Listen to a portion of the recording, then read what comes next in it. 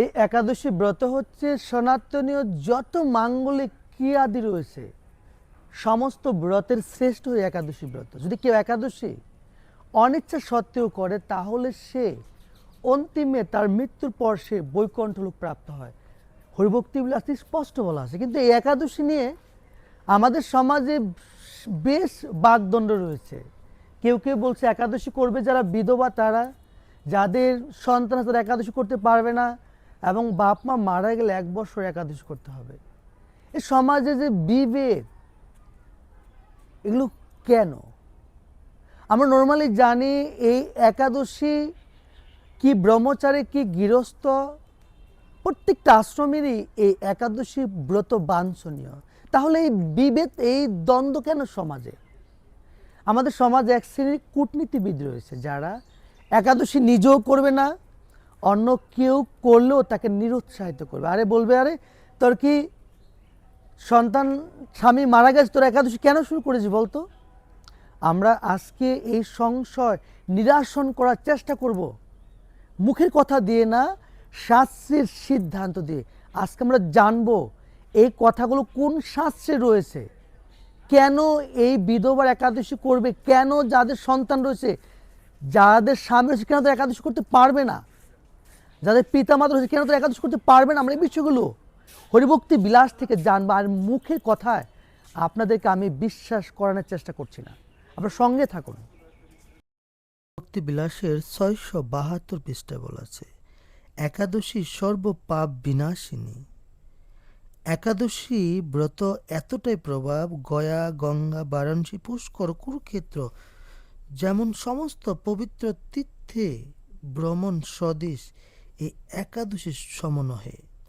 এই একাদশী বল প্রমাদ বশত যদি কেউ পালন করে তাহলে সে মৃত্যুর পর সে বৈকুণ্ঠ ধামে গতি হইয়া থাকে। আমরা সবসময় একটা জিনিস বলে থাকি, আপনারা দশমী যুক্ত বৃদ্ধ একাদশী করবেন না। আর তা না হলে দেখুন এখানে বলা আছে, ধৃতরাষ্ট্র মৈত্রেয়কে স্বীয় পুত্রের মৃত্যুর বিষয়ে প্রশ্ন করেছিলেন। মৈত্রেয় বলেছিলেন, হে নিপতে, তুমি বলপূর্বক সহধর্মিণীর সহিত দশমী বৃদ্ধা একাদশী উপবাস করেছিলে, যে কারণে তোমার আজ পত্নী ও পুত্র বিয়োগ ঘটিয়াছে।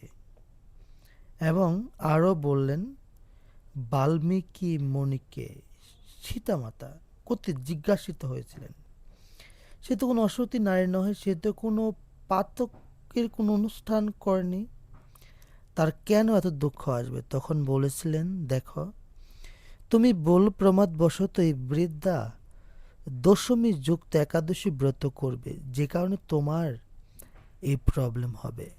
কারণ ভগবান রাম আসার আগেই এই রামায়ণ রচনা হয়েছিল।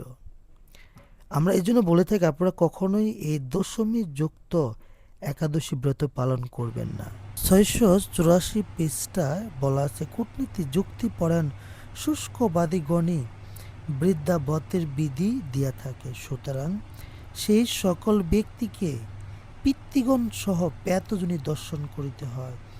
দশমী যুক্তা দ্বাদশী ধন সন্ততি পূর্ণ ও হরিভক্তি নাশিনী। যদি কেউ এই দশমী যুক্ত একাদশী ব্রত করে, তার পুত্র, ধন এবং স্বামী বিয়োগ হওয়ার আশঙ্কা থাকে। এখানে বলা আছে, নারদ পুরাণে লিখিত আছে যে স্থলে বহু বাঘ বিদণ্ডা হেতু সন্দেহের উৎপত্তি হয়, তথা দ্বাদশীতে উপবাস পূর্বক ত্রয়োদশী তিথিতে পালন করাই কর্তব্য। এখানে বলা আছে, যদি আপনার এরকম সংশয় হয় কোন দিন একাদশী করবেন, বা আজকে না কালকে, তাহলে কালকে একাদশী করুন। দ্বাদশীতে উপাস থেকে ত্রয়োদশীতে আপনি পালন করুন। এছাড়াও যদি আপনি ভুল করে একাদশীর দিন মুড়ি বা ভাত খেয়ে নেন, বা অন্ন খেয়ে নেন, বা বিস্কিট খেয়ে নেন, সেক্ষেত্রে আপনি সেদিন একাদশী না করে দ্বাদশীতে উপাস থেকে ত্রয়োদশীতে আপনি একাদশী ব্রত করতে পারেন। এরকমও শাস্ত্রের সিদ্ধান্ত রয়েছে। অসংখ্য ধন্যবাদ যে অনেক সময় থেকে এই গ্রন্থে একাদশী সম্বন্ধে কি বলা আছে আপনারা জানলেন। যদি এরপরও আমাদের সমাজের সনাতনী মা বোনরা যদি পরিবর্তন না হয়, তাহলে আমাদের আর কিচ্ছু করার নেই। ভগবান যে কথা বলছেন গীতায়, অশ্রদ্ধা ধানা পুরুষা ধর্মর্ষ পরম তপ অপ্রাপ্য মাম নিবর্ধন্তে মৃত্যুর সংসারবৎমনি। যাদের এই ভগবত কথা, যাদের এই ভগবত ভক্তিতে শাস্ত্রের শ্রদ্ধা বিশ্বাস অর্জন হয়নি, তারা ভগবানকে লাভ করতে পারবে না। তাদের বারবার এই জন্ম মৃত্যুর চক্রে বারবার ফিরে আসতে হবে। তা আমরা যদি আমাদের এই জন্ম মৃত্যু জড়া ব্যাধি থেকে আমরা পরিত্রাণ পেতে চাই, আমাদের শাস্ত্রীয় সিদ্ধান্ত মানতে হবে। যেমনি মা সন্তানকে জানিয়ে দেয় কে আমার পিতা হয়, তো এই শাস্ত্র হচ্ছে আমাদের মাতা। মাতা বলে দিচ্ছেন কে আমার পিতা, আমরা কিভাবে পিতার কাছে যেতে পারি। আমাদের এই আজকের যে একাদশী বিষয় নিয়ে যে ভিডিওটা করেছি, যে শাস্ত্র যে রেফারেন্স দেখেছেন আপনারা, এরপরও একাদশী বিষয় নিয়ে আর কোনো কথা বলার থাকে না। আপনারা চেষ্টা করবেন এই ভিডিওটি অন্যের মাঝে শেয়ার করে পৌঁছে দিতে, তারা যেন এই একাদশী নিয়ে যে সংশয়, যে বিমত রয়েছে, তা এখানে বেরিয়ে আসতে পারে। সঠিক সিদ্ধান্তে এসে অপরের মাঝে যেন এই সিদ্ধান্ত স্টাবলিশ করতে পারে। আপনাদের সকলকেই সঙ্গে থাকার জন্য অসংখ্য ধন্যবাদ।